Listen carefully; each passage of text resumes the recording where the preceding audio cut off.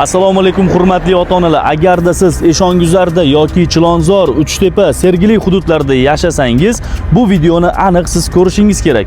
Bugun biz Aktiv School yangi ochilgan maktabga keldik. Milliy qadriyatlarga asoslangan maktab ekan bu. Bugun biz sizga ushbu maktabni to'liq obzorini qilib beramiz. Qani ketdi. Assalomu alaykum hurmatli do'stlar. Mana bugun bizni Aktiv Schoolga keldik. Assalomu alaykum. Assalomu alaykum. Yaxshimisiz? Aktiv School maktabini asoschilari Rustam aka bo'ladi. Rustam aka, bizning Unicheck loyihamiz bor. Hozirgi paytda shu ko'payib borayotgan xususiy maktablarni ota-onalarga ko'rsatib berish, u joyda ta'lim standarti qanaqa, milliy qadriyatlarga asoslanganmi yoki Yevropa qadriyatlarigami nimalar o'rgatiladi, polnisda ota-onalarga ko'rsatib beramiz. Shu asosida siz maktabingizga keldik.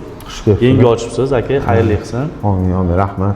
Maktabingiz haqida qisqacha ma'lumot bersangiz, maktabingizni keyin ota-onalarga ko'rsatib bersin. Xudo xolasa. Bo'ldi. Assalomu alaykum. Maktabimiz birinchi o'rinda milliy qadriyatlarimizga tayangan, suyangan holda tashkil qilingan.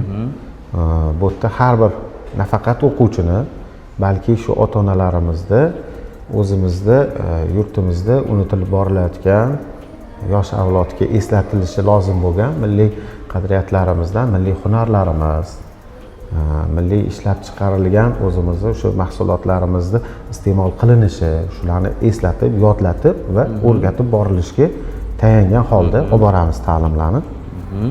Tushunarli. Bo'lmasa maktabni ko'rib chiqamiz. Boshladik. Qani? Rustam aka, hozir bu joyda ko'ryapman, Face ID tizimi qo'yilgan ekan. Bu har bitta o'quvchilar uchun qilinganmi? Albatta. Nafaqat o'quvchi, balki o'qituvchi, ustoz, xodimlar uchun ham. Bizning maktabimiz umuman olganda 24/7 video nazorat ostida. Bu har bir o'quvchining xavfsizligi va o'qituvchilarimizning ishga bo'lgan mas'uliyati, xodimlarimizning xavfsizligi hammasi mana shu Face IDda nima deydi, o'z ichiga olgan. Face ID o'z ichiga olgan.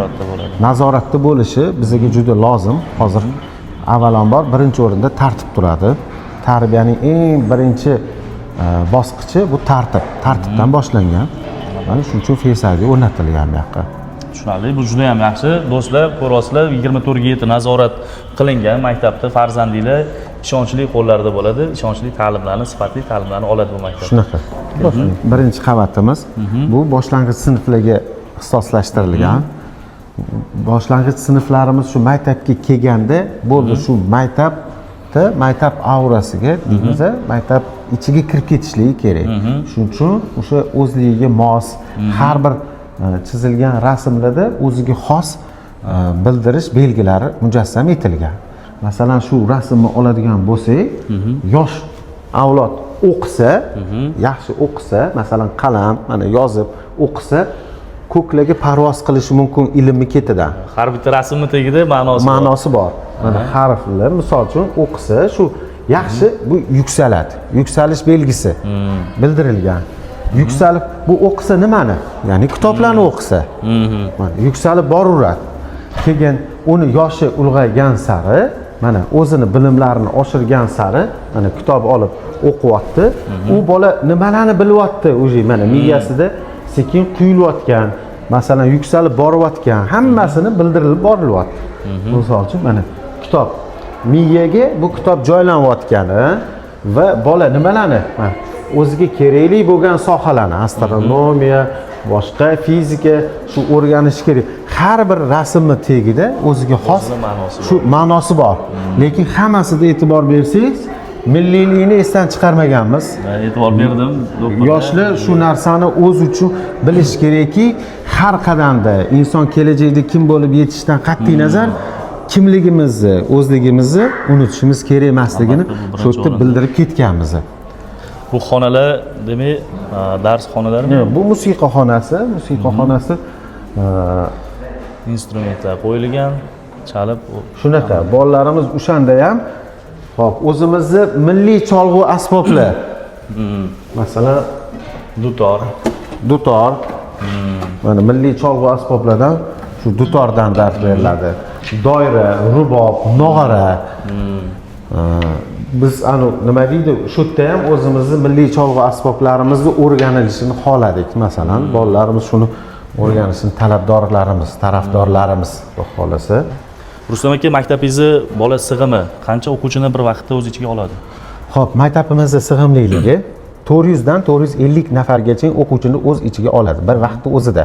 Bu bir smenada o'zi darslarimiz ertalab soat 8 dan 8:30 dan 5 gacha bo'ldi. U bir smen hisoblanadi. Ya'ni kunduzi o'quvchilarimiz tushlik paytigacha davlat ta'lim standartlari fanlarini o'rganishadi va tushlikdan so'ng o'sha to ketgunligigacha, choshgohgacha bolalar to'garak fanlar, ya'ni qo'shimcha tillar, masalan arab tili, ingliz tili, turk tili, talabga binoan masalan talabgorlar bo'lsa xitoy tili hozir qo'shilib boriladi. Keyin hozir dolzarb bo'lgan matematika, SAT misol uchun fanlardan to'garaklar olib boriladi. Hunarmandchilik, pazandachilik, bolaning qiziqishiga qarab turib to'garaklar soni ortib boraveradi. Bu qaysi bola nimaga qiziqishiga qarab. Bizning bir shiorlarimizdan biri individual yondashuv. Individual yondashuv deganda har bir bolaga o'zini kelajakdagi kim bo'lmoqchiligi va nimaga qiziqishi. Masalan, qaysidir bola lyochik bo'laman, uchuvchi bo'laman deb qiziqadi. Lekin u bolada uchuvchilikda xohish bor. Lekin uni nima deydi? Mohirligi u narsaga talab etilmaydi. U bola hunarmand bo'lishi mumkin. Keyinchalik u 8-9-sinfga chiqqandan keyin bolaning fikri o'zgaradi. Bekorga davlatimiz tomonidan bolalarimizni, o'quvchilarimizni biror bir kasbga yo'naltirish, preferentatsiya deydi. Yo'naltirish 8-9-sinfda boshlanmaydi. Bekorga emas-da u. O'sha paytda bola sekin o'zi mustaqil kelajakda o'zini kim bo'lmoqchiligini o'ylab ko'radi. O'shanga biz hozircha ular to o'sha yoshga yetguncha bizni qo'limizdan kelgan o'sha tillar, keyin matematikasi, kimdir musiqaga, kimdir raqsga qiziqadi, kimdir sportga qiziqadi. Sportdan ham bor, futbol, basketbol, voleybol, masalan qizlar uchun gimnastika, keyin yakka kurashli talabdorlar bo'ladigan bo'lsa, yakka kurash tashkil qilib beriladi. Stol tennisi, u sportimiz ham juda keng, xohlasa, o'shanga yarasha sharoitlarimiz Bu ham bor. aytayotganlaringiz hammasi yo'lga qo'yilgan. Yo'lga qo'yilgan. Juda ham. Talab bo'lsa, taklifimiz bor, talab bo'lsa bo'ldi. Yana bitta savolim bor menda Rustam aka. Aytaylik, qaysidir ota-ona farzandini sizga maktabingizga olib keldi. Men o'g'limni matematik bo'lishini yoki ximik bo'lishini xohlayman dedi. Aytaylik, ximik bo'lishini. Bolani o'zini sizlarda shunaqa psixologlar bormi? Bolani o'rganib chiqib, u bola aytaylik ximiyaga emas, matematikaga qiziqadi yoki fizikaga qiziqadi. Shunga qarab bolani yo'naltirishga, ota-onalarning fikrini qisman o'zgartirib, bolani qiziqishiga qarab yo'naltirishga sizlarda shunaqa psixologlar bormi? Uni o'rganib chiqadigan, har bitta bola bilan alohida shug'ullanadigan. Individual shug'ullanib bor. Shunaqa individual yondashuvimizda xuddi shu o'z ichiga yana bir olgan. Bizda maktabimiz tomonidan malakali psixolog ishga qabul qilganmiz. Psixologimizning vazifasi har bir bola bilan individual suhbat o'tkazadi. O'zi asosan bizning har bir o'qituvchilarimiz kuchli pedagogik mahoratga ega. Masalan, bola ximiyga qiziqadi deb ota-ona olib keldi. Ximiya darsiga kirgizdik. Ximiya o'qituvchimiz shu bola bilan 1 dars, 2 dars, 3 dars shug'ullanib ko'radilar. Bolada ximiyaga qiziqish kuchli emas. Qani qolgan fan o'qituvchilar shug'ullanadi. Shunda bola nima fanga qiziqayotgan bo'lsa, o'sha fan o'qituvchisi uni jalb qilib oladi. Masalan, bizda hozir shunaqa holat bo'ldiki, men bolamni arab tili bilan matematikasini kuchli o'qishini xohlayman deb olib keldilar. O'qituvchi shug'ullanib ko'rdi, lekin bola ximiya, biologiya fanida ko'zi yonyapti, chaqnayapti. O'sha fanda qiziqish borligini bilib oldi. Qiziqish ketyapti. Sirazi o'qituvchilar darhol o'qituvchilar shu bilan shug'ullandi va ota-ona chaqirilib, ota-onaga xabar berildi. Biz ota-onalar farzandimizni kimdir bo'lib yetishishini xohlaymiz. Lekin farzandimizni ichki, masalan, genetik bo'lishi mumkin, zotga tortadi. Dodasi kimdir, misol uchun, yaxshi hunarmand bo'lgandir, misol uchun, yoki yaxshi bir sport ustasi bo'lgan, tortadi, qonga tortadigan joylari bor.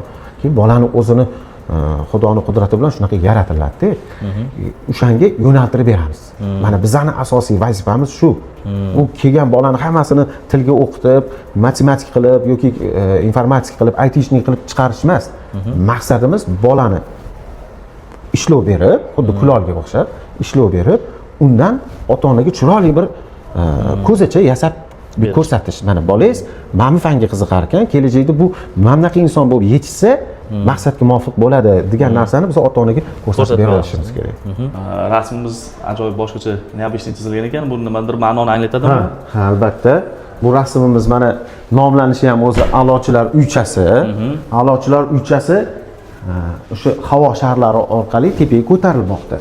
Ya'ni bu oynalarga biz hozir chorak yakunida a'lochilarimizni suratlarini yopishtirib chiqamiz. Bu ma'nosi a'lochi bo'lgan o'quvchilar tepaga yuksaladilar. Mana havo shari bilan tepaga ko'taradi degani bu kelajakda ular yaxshi tepaga yuqoriga intilib yashashadi degan ma'noda. Juda zo'r. Shunaqa. Bu astronomiyaga qiziquvchi bolalarimizga, masalan, mana bular ham mana o'quv, xuddi shunaqa bilimdon o'quvchilarimiz, bizning milliy liboslarimizdagi o'quvchilar nimalarni bilish kerak, nimalarga qiziqish kerak. Bu aniq fallaga, boyagi o'quvchilarimiz ko'rsatganlarimiz kitobga, bilimga va gumanitar fanlarga bo'lsa, bu aniq fallaga qiziquvchi o'quvchilarimiz. Shu hammasida o'zi o'quvchilar o'zini shuni o'rniga qo'yib ko'rishlarini xohlaymiz. Bolani, yosh o'sib yotgan bolani o'zi intilish uchun ideali bo'ladi. Ko'proq bitta bola taqlid qiladi. Taqlid qiladi. Ko'proq o'g'il bolalar otasiga taqlid qiladi yoki yaxshi ko'rgan insoniga, yaxshi ko'rgan multfilm qahramoniga, yaxshi ko'rgan kino qahramoniga intilib yashaydi. O'shanga o'xshab bolalar ham shu biz xohlardikki, o'zligi yaxshi ko'rgan shu maktab qahramoniga intilib o'qishligini xohlardik. Juda yaxshi. Rustam aka, xona jihozlarini, qanaqa jihozlangan doskalarni, interaktivmi, qanaqa ko'rsatsa bo'ladimi? Bo'ladi. Kelinglar. Biza hop bu birinchi sinf do'stlar, bu birinchi sinf bolalarning xonasi, o'shaning uchun stullar mana. Ha, hozir dars jarayoni paytida tanaffusga bolalar chiqqanda biza hop interaktiv doskalardan foydalanmadik. Oddiylik, bu boya aytdim, biza milliylik va oddiylikka ixtisoslashtirilgan maktab. Oddiylik, chunki pedagogikada bola eshitsa 20% miyasida qoladi, yozsa, ko'rsa 30% qoladi, yozsa 40% qoladi. Shuning uchun bizada institutlarda konspekt qildirilardi. Har bitta yuqori sinfga chiqqan sarimiz konspekt qildirilardiki, miyada qolsin. Chunki yozganda bola ichida takrorlab yozadi. Albatta. Masalan, men non yedim. Men non yedim. O'sha miyada qoladi. Bo'ldi, o'sha miyaga muhrlandi, u o'chmaydi. Shuning uchun biza qo'lida bola har bir bola o'zi yozsin, chizsin deb shu doskani oldik. Bo'lmasa marker boshqa emas, o'sha melda yozib, o'chirib, xatosi eng zo'r narsa bolada qilgan xatosini ko'rib qo'yib, o'chirib to'g'rilagani bu katta narsa pedagogikada. Shuning uchun shu doskani bolalarga biz taklif qildikki, o'qituvchilarimizga shu doskadan foydalanishga. Qolgan barcha elektron darsliklar uchun mana shu qulayliklar yaratib berganmiz. Vaqti kelganda multfilmlar qo'yiladi, multfilm qahramonlarini ko'rishadi va uni muhokama qilishadi. Qaysi biri salbiy obraz, qaysi biri ijobiy. U oddiy multfilm ko'rish emas. Maqsad shu narsadan o'ziga yarasha tegishli xulosani chiqarish. Bolaligim, podshohligim. Bola bu podshoh, bola bu gul. Hammasi qani xohlayotganini bila olamiz, nima xohlayotganini seza olamiz-da. Ko'rib turibman, bola agar maktabda juda ham qattiq qo'llik qilinadigan bo'lsa, hozir sezonmi kel demadingiz hamda, bundoq qildingiz, o'zi kelyapti, sizga yopishyapti. Bundan bilishimiz mumkin, bolalar bilan samimiy do'stona muhit yaratilgan. Shunaqa. Boyagi shiorimizdan bittasi do'stona muhit. Rustam aka, siz bu do'stona muhit deganingiz ham bolalarga birinchi avvalo inson bo'lishni o'rgatamiz deb aytasiz. Bu o'sha Yaponiya ta'lim tizimida ham, Yaponiya ta'limini bilasiz, juda ham kuchli. Ularda insoniylik ham juda ham kuchli birinchi o'rinda. Sizda ham men o'ylaymanki, maktabingizni bitirib chiqqan, maktabingizda ta'lim olgan bolalar avvalo to'g'ri yaxshi inson bo'lishga o'rgatasiz, men bilishim bo'yicha. Yaxshi inson bo'lish bilan bir qatorda yaxshi ta'lim, milliy qadriyatlarga asoslangan ta'lim. Xuddi shunaqa. Erkin muhit, erkin o'sish kerak, erkin unib o'sishimiz kerak. Erkinlikda gap katta-da. Yoshligida, bolaligida qattiq qo'llik bilan o'sgan yoshlarimiz keyinchalik o'z farzandlariga yumshoq muomalada bo'lishlari qiyin bo'ladi-da. Chunki shu yerda ko'rganda qiladi-ku. Yo'q, u nima deydi, o'zligini eng og'riq joyligi bo'lib qoladi-da. O'shaning uchun biz yoshligini o'yin kulgi bilan o'tkazamizki, nimaga bular katta bo'lgandan keyin ham hayotga yaxshi ko'z bilan qarasin. Masalan, erkin fikrini ayta olsa. Shunaqa. Erkin fikrni fikrlaydilar, erkin bo'lib o'sadilar.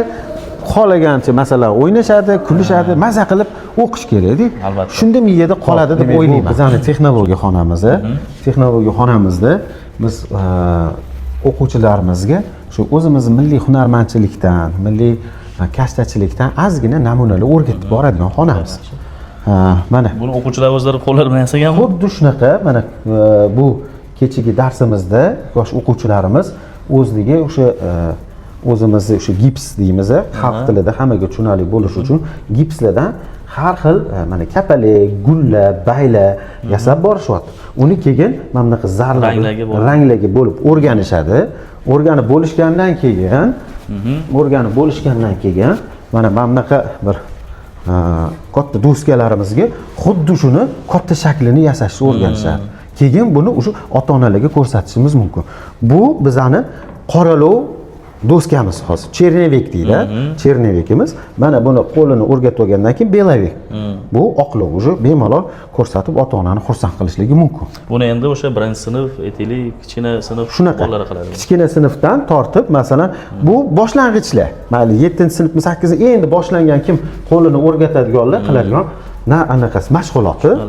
Menimcha bu narsalarni ham o'sha bolalar o'zlari yasagan. Xuddi shunaqa, mana va bu kashtachilikdan, bu biser deydi. Mana har xil kashtalarda tikish, o'sha bizani yo'q bo'lib ketayotgan qadriyatlarimiz to'ppa-to'g'ri. Keyin bular hozir bu ham xuddi shu. Boshlang'ichi, keyin o'rganib olishgandan keyin o'sha o'zimizni ota-onalarimizni hozir dunyoda biz O'zbekistonimizda tikilgan palaklar eng qimmat palak hisoblanadi, bilasizmi? Uyga osardik oldin. O'shanga o'quvchilar shu narsani bilsin, o'rgansin duomizni. Maqsadimiz shu. Qizlarimizga tikuvchilik, bichuvchilik darslari ham xuddi shunaqa. Qizlarimiz bu palaklarni tikishgandan keyin ikkinchi etapimiz level, ikkinchi anaqamizda, bosqichimizda qizlar tikuv mashinalarida ishlashadi. Bemalol o'sha o'zligida kelajakda adaliga, ukaliga, kimnidir kiyimi yetilib ketsa ham, boshqa qilsa ham g'irr etib tikishadi. Choklarni mashq qilishdi mana. Bemalol o'sha sekin-sekin o'sha chok, har xil choklar, zigzag choklari bor o'zini.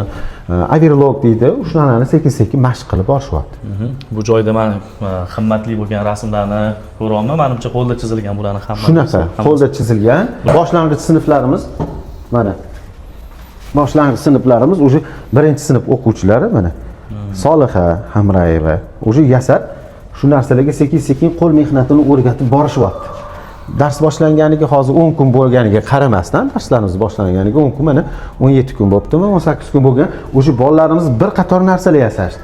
Kichkina sinflarimiz qog'ozdan, rangli qog'ozlardan, yuqori sinflarimiz boshqa bir mahsulotlardan daraxtlar yasashyapti. Sekin-sekin hammaligini qo'lligini o'rgatib kelyapmiz.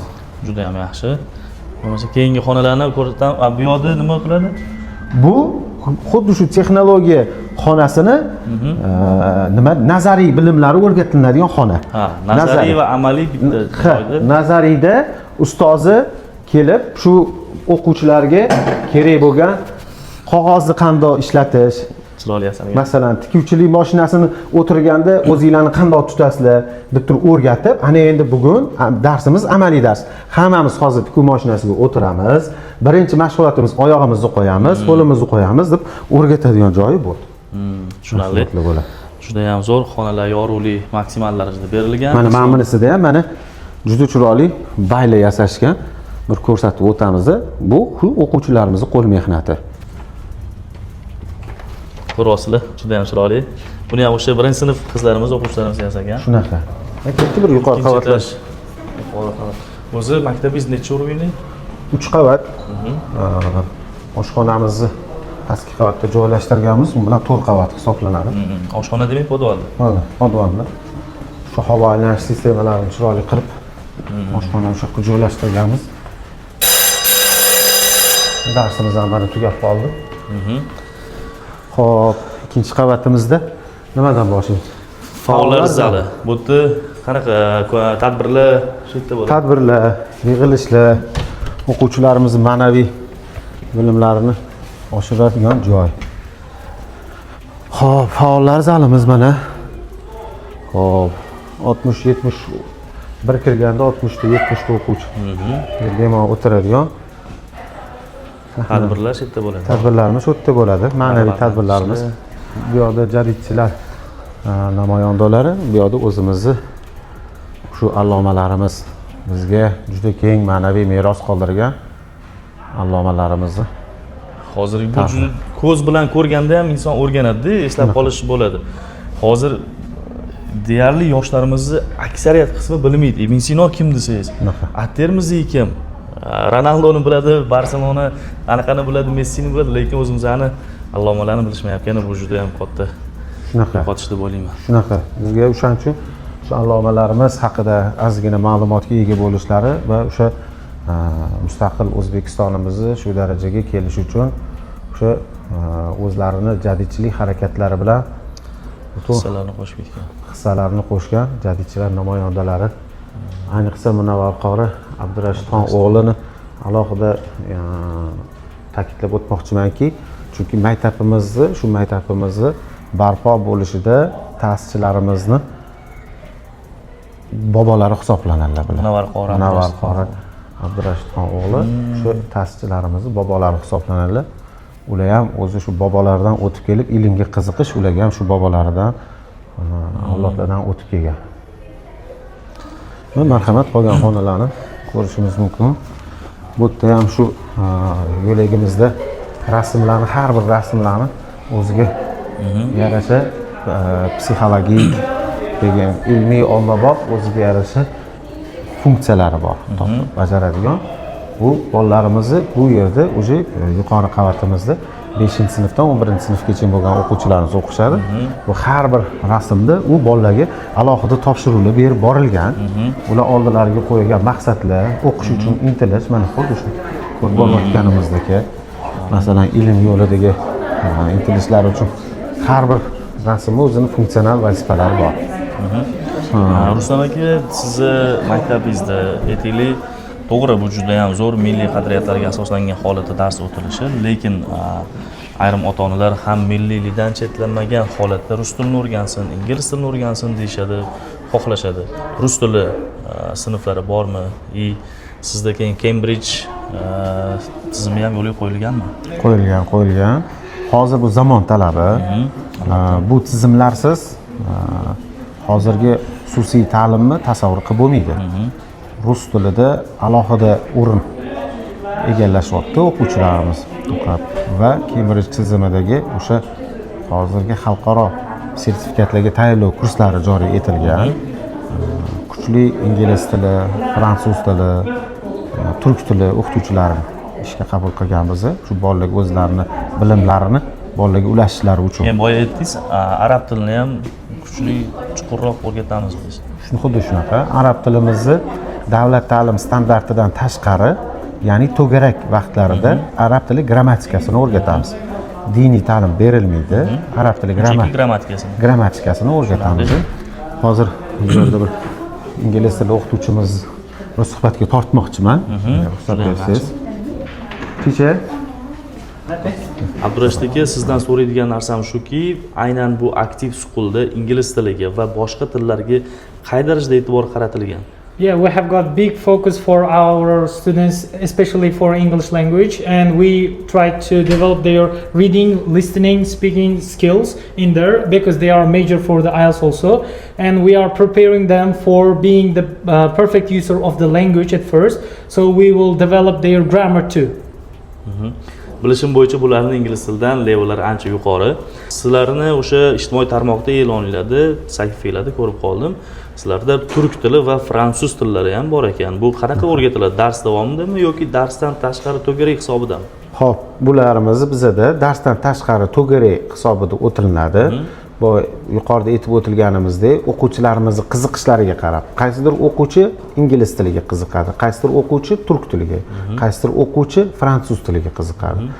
Shu sababli yigit kishiga 40 hunar ham oz deganlardek, ustozimiz ham turk tilidan, ham fransuz tilidan, ham ingliz tilida sertifikatlari bor. Juda ham zo'r. Hali anaqa qilsa men sizga taqdim etaman, bir ko'rib anaqa qilasiz. Shu tufayli, shu sababli hozir biza o'zimizni yangi o'sha proyekt deydi, o'zimizni dasturimiz, yangi dastur ishlab chiqyapmiz ustoz bilan. Bir guruh o'quvchilarni turk tili sertifikatiga tayyorlaymiz, bir guruh o'quvchilarni ingliz tilidan IELTS sertifikatiga tayyorlaymiz, bir guruh o'quvchilarni fransuz tilidan o'zini fransuz o'sha sertifikatiga, xalqaro sertifikatiga tayyorlab bormoqdamiz. Ular barchasi to'garak sifatida o'tilmoqda hozir bizda o'tib borilyapti.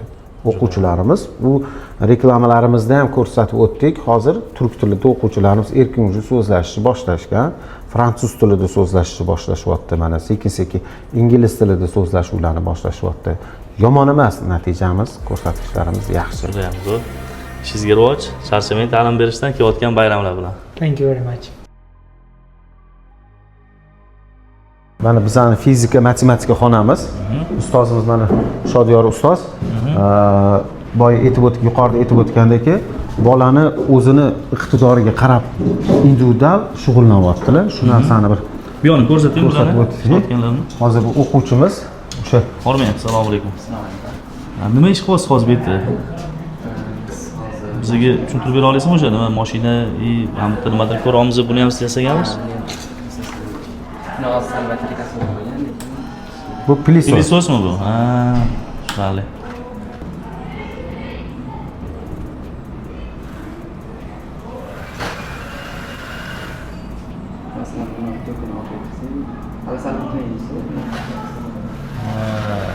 Bir yoq tarafini aniq ulasi oldiga, bir yoq tarafi orqaga.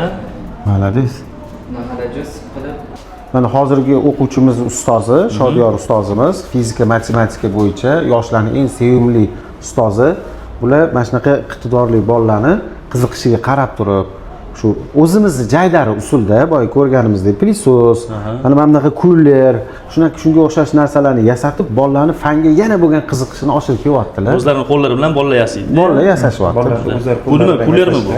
Bu kuller bolalar odatda yosh bolalar buni bosib suv olishga qiynaladi kullerlarda. Albatta. O'shani qiynalganning evaziga bular shunchaki stakanda qo'yib, olib turib suv ichsak bo'lmaydimi ustoz deb turib shunaqa savol berishdida, o'zlari unaqa qilib yasashdi. Ideya bolalarning o'zlaridan kelib chiqdi. Ideya bolalarning o'zlaridan kelib chiqdi. Ya'ni bu bilan nimaga erishmoqchimiz biz? O'sha bolani o'zidagi narsani chiqarib olish. Juda ham zo'r. Buni shunchaki stakanda qo'yadi, suv chiqadi, suv o'ziga kerakli suvni oladi va olib ichib ketaveradi. Stakanni olgan paytda yana to'xtaydi suv. Ha, stakanni olgan vaqtda suv o'zi to'xtaydi. Qo'ysa yana qani? Qo'ysa yana chiqadi. Mana, qo'ysa yana chiqadi, stakanni olsa o'chadi suv. Juda ham zo'r. Bu eng erinchoqlardan yaxshi kashfiyotlar chiqadi. Dangasalardan yaxshi ixtirochilar chiqadi deydi. Mana shuni bosishga eringanidan shunaqa narsani ixtiro qilganda endi bolalar.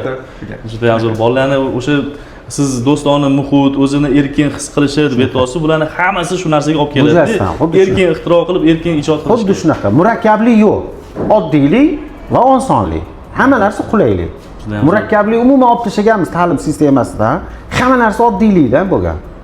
Chunki hammamizni ertaga boshimizda qanaqa kun bo'lishidan qat'iy nazar biz o'sha narsa, o'sha etaplardan o'tib ketamiz. Bosqichma-bosqich shu holatlardan chiqib ketib, o'zimizga qulaylik yarata oladigan inson bo'lamiz, xudo xolasa. Hamma narsa oddiylik. Juda ham zo'r. Kelajakda bundan ham zo'r ixtirolarni kutib qolamiz sizdan, o'quvchilaringizdan. Ishingizga rivoj, sog' bo'ling. Erkatoy ustozimiz Ahmad ustoz, baraka toping.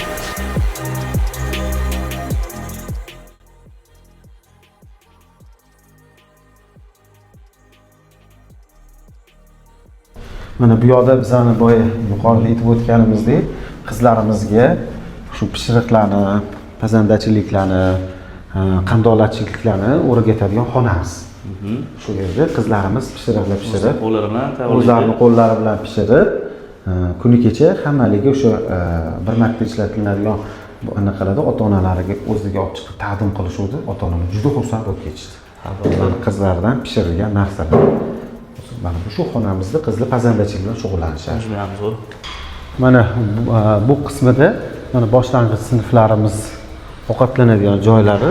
Boshlang'ich sinflar uchun alohida ovqatlanadigan joy. Yuqori sinflar uchun xuddi shunaqa. Bularni o'zini tasavvuri, bularga o'ziga o'sha kundalik charchoqlarni ketkazadigan rangli qilingan. Bu har bitta rang bekorga emas.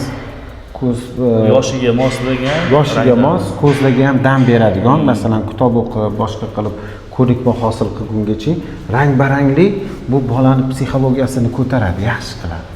Dunyoga yaxshi ko'z bilan qarashni boshlaydi. Bu yoqda endi yuqori sinflarniki. Bu yoqda yuqori sinflarimiz ovqatlanadigan joy. Xo'p. Mana xuddi shu, faqat ularda o'sha yoshiga qarab mana jiddiylik. Misol mana bu yuqori sinflarimiz ovqatlanadigan joylari. Yaxshi. Jihozlanish.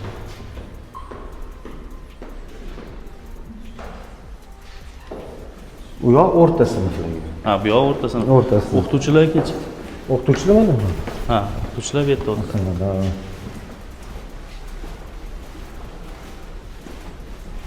Xo'p. Mana bu o'rta yoshdagi sinf o'quvchilarimizni ovqatlanadigan joylari bu. Bularda ham o'sha o'ziga xos ozgina rangli berilgan, yoshiga mos, o'zini fikrlashiga maza qilib shu yerda tanovul qilishlariga sharoitlar yaratib qo'yganmiz. Oshxona hududida ham bolalar har doim nazorat ostida bo'lar ekan, kameralarni man har bitta joyda ko'rdim, har bitta xonada. Kunda bolalarga necha mahal ovqat beriladi? Ayrim maktablarda ko'rdim 5 mahal deyapti, ayrimlarda 3 mahal, ayrimlarda faqat 1 mahal. Yo'q, bizda 3 mahal, hozir 3 mahal. Ertalab nonushta kelishadi, 1-soat darsda o'qishadi-da, nonushtaga tushishadi. Nonushtada o'sha sut mahsulotlaridan o'zimiz aytamiz-ku, kasha deymiz o'zbekchasiga, bo'tqalar, masalan, sirguruch, boshqa. Keyin ketidan tushlik paytida birinchi va ikkinchi taom beriladi. Va tolmas choy deydi, polnik. Polnikimiz bor. Shu 3,5 larda bolalarga yana shu kuch-quvvat bo'lish uchun, to'garaklarda bo'lish uchun shu tolmas choylarni ichishadi. Tushunarli. Bu bizani mana o'quvchilarimiz tanaffus paytlarida chiqib, toza havoda o'ynab, kulib, yugurib, sho'xliklar qiladigan maydonchamiz. Qo'limiz ochuq qo'limizni borligi bizani o'sha gumanitar fanlar, ya'ni tarix, ona tili, adabiyot fanlarida ustozlarimiz toza havoga olib chiqib, o'quvchilarimiz bilan tabiat qo'ynida darsda o'tib, she'riyat kechalarini uyushtirishlari uchun. Qolaversa, yana mana amfiteatr ham tashkil qilganmiz. Davlatimiz teatrlaridan mehmonlar chaqirib, qo'g'irchoq teatrlar yoki masalan drama teatrlaridan o'quvchilarimizga tomoshalar qo'yilishi uchun, ma'naviy dam olishlari uchun, hordiq olishlari uchun shunaqa maydoncha tashkil qilganmiz maktabimizda. Va mana ko'kalamzorlashtirib, daraxtlar, gullar, bolaning tabiatini yaxshi bir chiroyli narsalarga qarasa, tabiati ham ochiladi-da. Biz mana studiya formatida sizlarni qiziqtirayotgan savollarni ketma-ketlikda beramiz. Rustam aka, shunaqa ota-onalarda tabiiy savol tug'iladi. Umuman olganda maktab direktorini o'zlarini ta'lim bo'yicha necha yillik tajribaga ega u inson degan savollar bo'ladi. Bu bo'yicha siz javob bersangiz, necha yillik tajribaga egasiz? Bu darajaga yetib kelgungacha ham endi tabiiy ancha etaplardan o'tgansiz, qiyinchiliklardan, shu haqida gapirib bersangiz. Xo'p, men ta'lim sohasida, ta'lim endi bizda onam bilan o'qituvchi bo'lib nafaqaga chiqqanlar, ta'limdan 2001-yildan ta'limda dars berishni boshlaganman. Oddiy o'qituvchilik lavozimidan dekan lavozimigacha, keyin dekanlikdan direktor o'rinbosari lavozimigacha, keyin direktor lavozimigacha kelib, umumiy hisobda 24 yildan beri ta'lim sohasida ishlab kelaman. Ta'lim sohasini eng pastki etapidan ko'tarilgan. Xuddi shunaqa sekin-sekin asta-chilik bilan ko'tarilib shu darajagacha yetib keldik mana hozir. Tushunarli. Rustam aka, Active School'ni asosiy maqsadi nima? Ya'ni men so'ramoqchi bo'lganim, men farzandimni aynan bu joyga olib kelishimga sabab boshqa maktablardan ustunlik tomoni nima deb o'ylaysiz? Xo'p, qarang, bizning maktabimizning nomi Active School, ya'ni faol maktab, faollik maktabi desak ham bo'ladi. Har sohada faollik. Oddiylikda, hunarmandchilikda, bilimda va o'zini hayotdagi yo'llarida faollik. Barchasi faollikdan iborat. Hammasiga inson o'zini faolligi bilan erishishga o'rgatiladi. Shuning uchun bizani boshqa maktablardan ustun tomonimiz deyolmayman.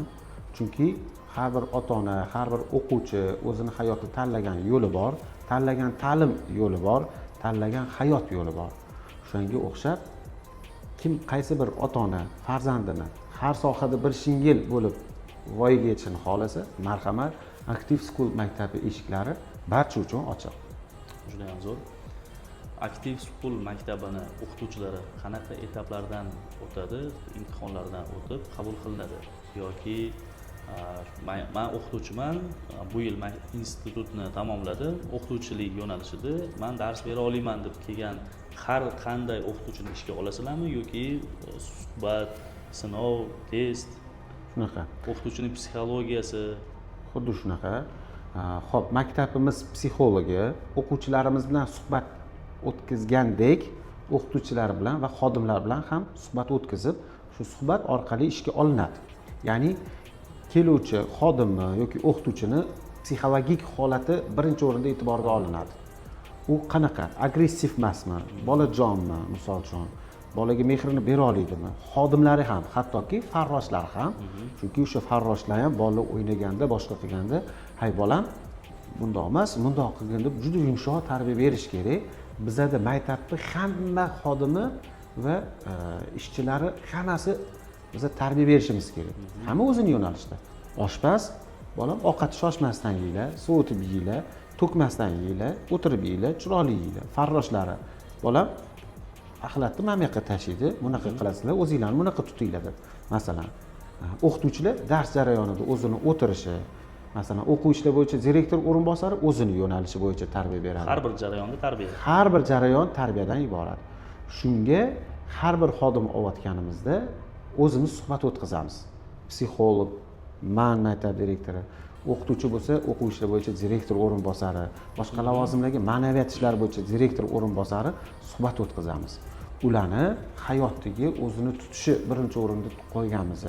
Chunki hozir ko'ryapsiz, hozirgi yosh avlodga tarbiya berishda har bitta kichkina bir detalga ham, masalan, qismchaga ham e'tibor berish kerak. Albatta. Hozir yoshlar, masalan, o'zi inson 3 xil toifada bo'ladi. Yaxshi gapga ko'nadigan inson, yomon gapga ko'nadigan inson va kaltakka ko'nadigan inson bo'ladi. Biz shu bolalarimizni yaxshi gapga ko'nadigan insonlar qatorini kengaytirishga hissamizni qo'shyapmiz. Shuning uchun bizga o'sha yoshligida aytadiki, mana ruslarda bir naql bor, trudniy детство deydi, yoshligida qiyinchilik bilan o'sgan yoshligi yoki hayotidagi hozir o'zini shaxsiy hayotida qanaqadir nuqsonlari bor xodimlar yoki o'qituvchilarni imkon qadar ta'limda ushlamaslikka harakat qilamiz. Chunki ularga baribir xohlaydimi, xohlamaydimi, hayotdagi tashqaridagi hayot tarzidagi o'sha past balandliklar ta'limda ta'sir qilib qoladi. Ta'sirini o'tkazib qoladi. Baribir 10 tadan bittasida bir video roliklarda ko'ramiz-ku, mana suvni nimanidir anaqa qilganda baqirib qolib, shunaqa o'sha rol o'ynaydi. Albatta. Pedagogga birinchi ta'limni birinchi beriladigan bosqichi o'zini tutishi. O'quvchi uni birinchi ko'rganidagi tasavvurda qoladi va o'zini tutishiga qarab turib taqlid qiladi. Uni o'zini tutishiga qarab turib uni gaplarini o'ziga oladi. Birinchi tashqi ko'rinishi yoqmasa, o'quvchi ham bolada u. Uni ham o'ziga yarasha fe'li bor. Biz uni boshini silab turib o'zimizga ochib olishimiz kerak. Shunaqa holatlarda bizga mahoratli pedagoglar juda asqotadi. Shuning uchun shunaqa shu darajadagisini pedagoglarni yoshmi, yoshi kattami farqi yo'q. Biz bolalar bilan o'sha quchoq ochib bolalarni kutib oladigan o'qituvchilarni olamiz birinchi navbatda. Tushunarli. O'qituvchilarning aytaylik diplomi bor, o'zining mutaxassisligi bo'yicha, lekin sifri hozirgi talab qilinayotgan sertifikatlar yo'q. Uni o'qituvchilarni bilimi, hurmati, o'zini tutishi, odobi, axloqi yaxshi. Ayrim maktablarda nimaga men bu savol beryapman? Ayrim maktablar shunaqa zo'r bo'lgani bilan sifri, o'sha sertifikatlari bo'lmasa maktabga ishga olmas ekan. Sizda qanaqa? Yo, biz olamiz. Endi bir yengil institut tamomlab kelgan o'qituvchilarni ham ishga olamiz. Institutda 4-bosqichda o'qiyotgan o'qituvchimiz ham bor. Bor, malakali o'qituvchi. Endi qarang, davlatimiz, men shu o'rinda davlatimiz tomonidan Xalq ta'limi vazirligini bir ta'kidlab o'tmoqchimanki, o'qituvchi va xodimlarimizni olish qay darajada etapligini bizga belgilab bergan qo'limizda dasturimiz bor. Masalan, bir maktabda, xususiy maktabmi, davlat maktabimi, umumiy o'qituvchilar sonidan nechidir qismi, masalan, 30% oliy toifali bo'lishi kerak. Uni 20% birinchi toifali bo'lishi kerak va masalan qolgan qismi oliy ma'lumotli ustoz bo'lsa kifoya qiladi deb belgilab berilgan jadvali bor. Shu asosda olamiz va boya siz bergan savolingizdan kelib chiqadigan bo'lsak, haqiqatda sertifikati, sifri bo'lmagani bilan hayot mobaynida orttirgan malakasi kerak ustozlarimiz ham bor. Ulardan o'rganadigan ko'p. Ta'lim degani faqat o'qish emas, o'qish degan narsa ham bor. Ham o'qiydi, ham o'qadi. Ham masalan o'rgatadi bilimlarini, ham o'zidagi hayot tajribasini o'rgatadi. Shunisi bilan olamiz, unaqa o'qituvchilarni ham olganmiz. Xo'p, keyingi savolimizni beramiz. O'qitish tizimi, dasturi sizlarning maktabinglarda aynan aktiv schoolda qanaqa yo'lga qo'yilgan? qanday dastur asosida o'qitasizlar? Xo'p, dasturimiz birinchi o'rinda davlat ta'lim standarti dasturiga suyanamiz. Chunki davlatimiz tomonidan shu dastur ishlab chiqarilganda uni ketida juda bir malakali, juda bir kuchli olimlar bosh qotirishadi. Biza xususiy sektor shu davlat ta'lim standartini 15% gacha almashtirishimiz mumkin o'zimizga moslashtirgan holda. Asosiy dasturimiz davlatniki. Undan chetga chiqishi men o'zim lozim topmayman. Nimaga? Bola o'z vaqtida shu botanika fanini o'qish kerak, biologiyani o'qish kerak, qaysidir paytda musiqa fanini deb bola o'tirish kerak. Nimaga? O'sha bolani kundalik mobaynida, kun mobaynida qilgan nagruzkalari, ortiqcha yuklari o'sha chiqib ketish kerak. Jismoniy tarbiyada yugurganda o'sha bolada o'sha sho'xliklari orqali chiqib ketadi. Musiqa fanida kimdir she'r aytadi, kimdir musiqa chalib o'zidagi butun agressiyani chiqarib yuboradi psixologik tomondan. Ular har bittasi o'ylab qilingan. Har bittasi bola nega dars 40 minutdan, nega tanaffusda belgilangan, nega soatlarni soni necha soat bo'lishi kerak, bola qay mahal dam olish kerak, quyosh qaysi tomondan tushishi kerak sinfxonada, do'stga qaysi tomonda, bu hammasi davlat tomonidan murakkab o'rganilgan jihat bu. Buni o'zgartirishimiz mumkin 10%, 15% gacha qaysinga? Masalan, ingliz tilini ko'paytirib berishimiz mumkin. Matematikani ozgina masalan unda ham qaysidir fanni olib tashlab emas. Yo'q, kamaytirib, masalan, davlat ta'lim standartida, misol uchun, iqtisod fani haftasiga 3 soat belgilangan. Biz uni vazirlikka xat bilan chiqamizda, 3 soatni 2 soat qilib berishingizni so'raymiz. O'rniga ingliz tili. O'rniga ingliz tili qo'yishimiz mumkin. Olib tashlash emas. Men olib tashlashga kategorически qarshi odamman, chunki o'sib kelayotgan yosh avlod hamma fandan, hayotdagi hamma jihatdan, fizikami, boshqami tushunchaga ega bo'lishi shart. Aytaylik, ayrim ota-onalar bo'ladi, meni bolamga adabiyot kerak emas yoki men va boshqa fanlaring kerak emas, biologiya, boshqa fanlar kerak emas, meniki ingliz tili o'qisin yoki meni farzandim matematik bo'lsin deydigan ota-onalarga, farzandlariga ham qanaqadir bir yo'llar bormi? Masalan, 9-sinfdan yuqorisiga kichkinalarga mayli. Bor. Chunki nimaga 9-sinf yuqorisidami? Ular oliy o'quv yurtiga kirishi kerak, ularni o'zini tanlagan maqsadi bor, bilim yurti bor o'shanga. Xuddi shunaqa. O'shanda ham, shu holatda ham hozir aytib o'tganimizdek, kunduzgi to tushlikkacha bo'lgan davlat ta'lim standart fanlarini o'qishadi. Shu davlat bergan reja asosida o'qiladi-da. Dasturdan keyingi, tushlikdan keyingi vaqtda to'garaklarni o'sha o'quvchiga qiziqqan fanni qo'yib beramiz. Masalan, men kelajakda vrach bo'lmoqchiman degan o'quvchiga bo'ldi.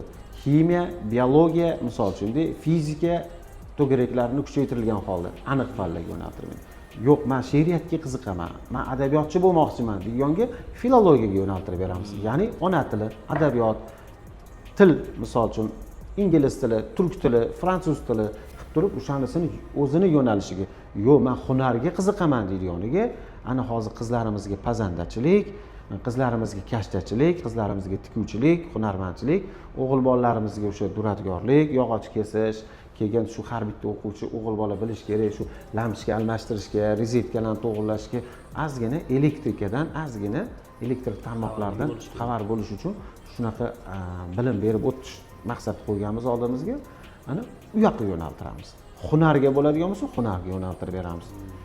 Bizni vazifa o'quvchini olib kelgan, bizga loyiq qilib olib kelib bergan ota-onanikini o'sha qaysi yo'nalishga qarab turib, saralab turib, uni chiroyli bir ko'zacha shakliga keltirib ota-onaga taqdim qilish maqsadimiz. Juda ham zo'r. Yana bitta savolim shundan iboratki, hozirgi paytda rivojlanib borayotgan IT, robototexnika bo'yicha ko'rdik mayli. IT texnologiya bo'yicha va sun'iy intellekt rivojlanib boryapti, AIlar. Bu bo'yicha darslik qo'yilganmi sizlarda? Qo'yilgan. Endi sun'iy intellekt bu yuqori bosqichi, ungacha bo'lganda o'sha IT deymiz, axborot texnologiyalari fani bor. Zo'r dasturchi o'qituvchimiz bor. Boyagi aytib o'tganimizdek, mana yosh va student. Lekin iqtidori, yoshligidan iqtidori shu programmistlikka bo'lgan, yaxshi dasturchi, zo'r bolalar o'sha o'qituvchini darslariga hozir qiziq uchib borishadi. Qanot qoqib borishadi, chunki har bir yoshga o'zini sinfiga mos bo'lgan dasturlash bosqichlarini o'rgatib bormoqda. Mana shunaqa o'qituvchini ham qabul qildik, lekin juda malakali. dasturchi o'qituvchimiz. Oxirgi savolim Rustam aka, aktiv schoolni kelajakdagi maqsadlari, oldinga qanaqa maqsadlar qo'ygan? Shu bo'yicha aytib bersangiz. Aktiv schoolni maqsadi, kelajakdagi maqsadi nima deyishim mumkin? O'quvchilarimiz, bizning eng asosiy maqsadimiz o'quvchilarimiz qanaqa sohada ketishlaridan qat'iy nazar va kelajakda qaysi lavozimda bo'lishlaridan qat'iy nazar yaxshi bir yetuk kadr bo'lib erishishlarini biz oldimizga maqsad qo'yganmiz. Aktiv schoolni yana bir eng katta yuqori maqsadlari bu yil bu kelasi o'quv yili Toshkent shahrida birmuncha o'zini filiallarini ochib, xuddi shu milliylik dasturi, milliylik va oddiylik deb olaylik shuni, milliylik va oddiylik dasturi bo'yicha o'zimizni o'zbekona ta'lim berish. Juda ham yaxshi. Hozirgi paytda o'sha milliy qadriyatlarimiz yo'q bo'lib ketayotgan paytda siz kabi fidoyi insonlar ko'payishini xohlaymiz biz ham. O'zimizni o'zligimizni tanitadigan, o'zbekligimizni bizni bu darajaga yetib kelgunimizgacha bo'lgan jarayonda qancha jadidchilar, qancha bobolarimiz xizmat qilgan. Shunaqa. Ularni tanitishda xizmat qilib olsalar o'zinglarning mehnatinglarni his etasiz.